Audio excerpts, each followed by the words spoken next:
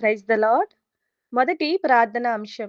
తెలంగాణ రాష్ట్రంలోని రంగారెడ్డి జిల్లా Rajendra Nagar police station పరిధిలోని హనుమాన్ నగర్‌లో 9 ఏండ్లుగా గుడిసెల్లో ప్రార్థనను నిర్వహిస్తున్నారు.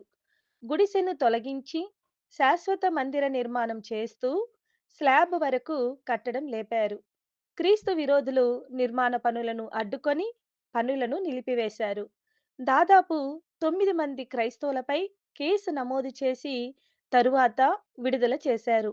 అయితే క్రైస్తవ నాయకులు అధికారులను కలిసేలోపు అధికారులు నిర్మాణమును జేసీబీతో కూల్చివేశారు.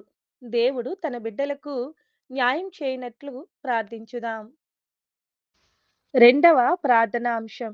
ఉత్తరప్రదేశ్ రాష్ట్రంలోని అలహాబాద్ జిల్లాకు చెందిన 9 మంది బెయిలుపై విడుదలైనారు. మత మార్పిడి నిరోధక చట్టం క్రింద కేసు నమోదు చేసి జైలుకు పంపారు.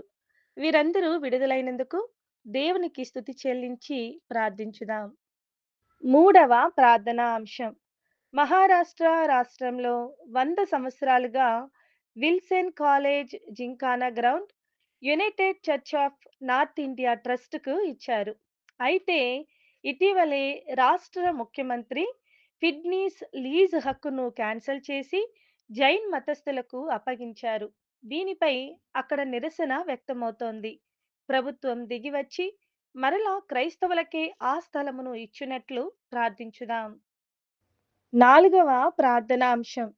మధ్యప్రదేశ్ రాష్ట్రంలోని ఖండ్వా జిల్లాకు చెందిన పాస్టర్ రమేష్ బరేలా, నవేల్ సింగ్ మరియు దశరథ్ ఒక గ్రామంలో బంధువుల ఇంటిలో ప్రార్థన కోసం కూడి ఉండగా కొంతమంది గ్రామస్తులతో పాటు క్రీస్తు వ్యతిరేకుల గుంపు ఇంటిలోనికి చొరబడి పాస్టర్ను, విశ్వాసులను తీవ్రంగా కొట్టారు.